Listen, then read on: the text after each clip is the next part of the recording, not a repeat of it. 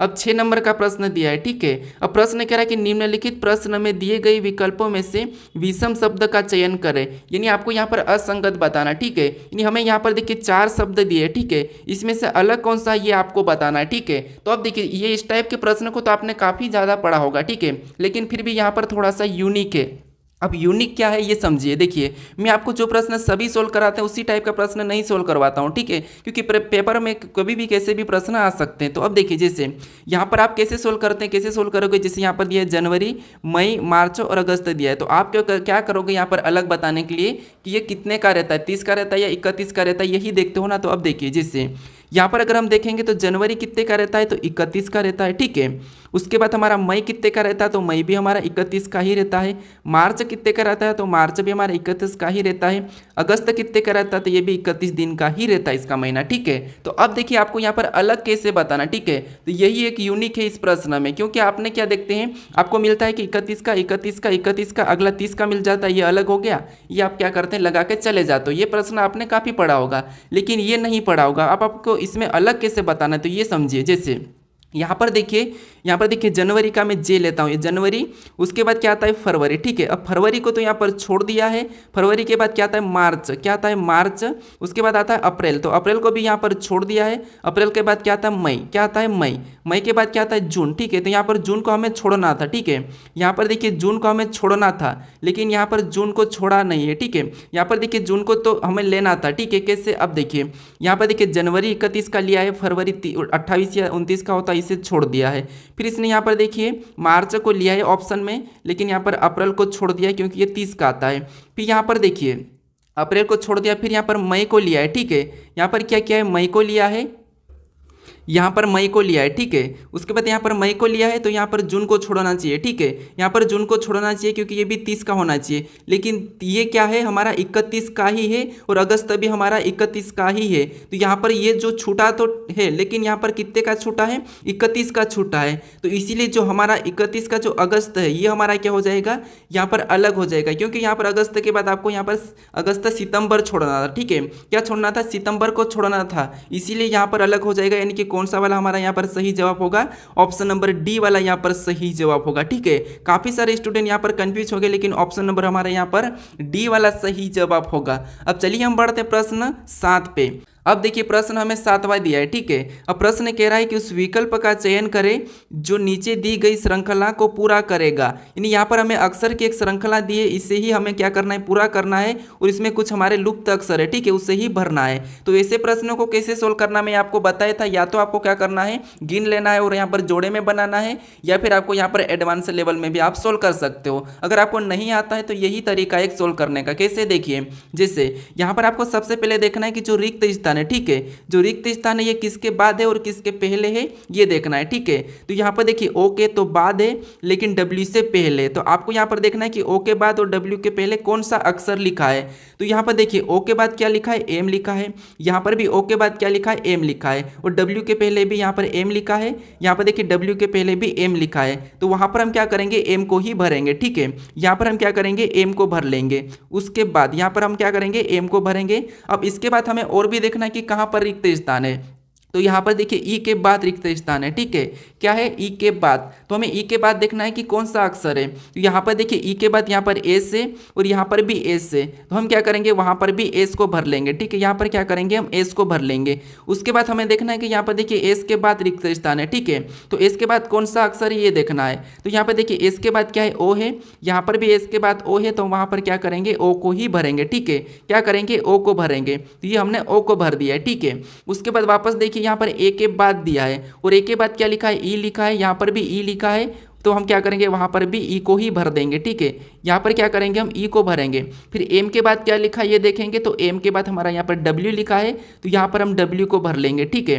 उसके बाद डी के बाद यहाँ पर ए लिखा है, तो हम क्या करेंगे, यहाँ पर ए को भर लेंगे, ठीक है, क्या करेंगे, ए को भरेंगे। फिर यहाँ पर डब्ल्यू के बाद दिया है और डब्ल्यू के बाद यहाँ पर डी लिखा है, तो वहाँ पर भी हम क्या करेंगे, डी को भरेंगे, ठीक है। अब हमने कौन कौन से लेटर को भरा ये देखेंगे, ठीक है, या फिर जोड़े में भी बना सकते हैं।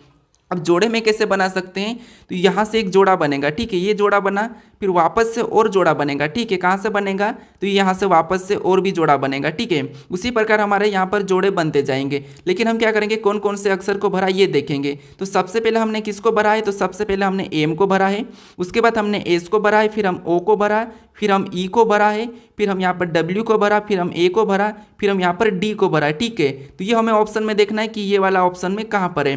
तो एम एस ओ, यहाँ पर देखिए एम एस ई है तो इसको हटा लेंगे, एम एस ओ ई। फिर बाद में यहाँ पर देखिए एम एस ई डब्ल्यू, ई के बाद डब्ल्यू होना चाहिए, तो यहाँ पर देखिए डी दिया है, और यहाँ पर भी देखिए एम, यहाँ पर देखिए एम ओ दिया है, ठीक है। यहाँ पर तो एम ओ दिया है। अब यहाँ पर देखिए M S O E W A D, option number हमें कहाँ पर मिला है, तो ऑप्शन नंबर सी में दिया है। तो ऑप्शन नंबर सी हमारा यहाँ पर सही जवाब होगा, ठीक है। अब चलिए हम बढ़ते हैं प्रश्न 8 पे।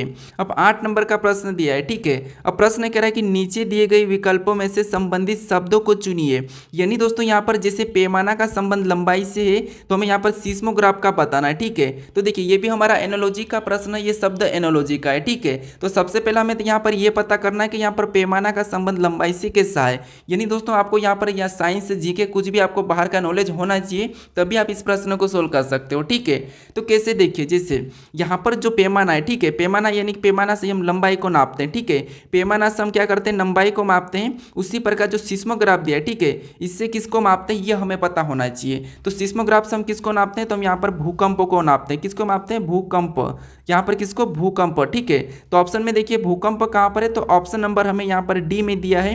तो ऑप्शन नंबर डी हमारा यहाँ पर क्या होगा, सही जवाब होगा, ठीक है। क्या होगा, ऑप्शन नंबर डी। अब चलिए हम बढ़ते हैं प्रश्न 9 पे।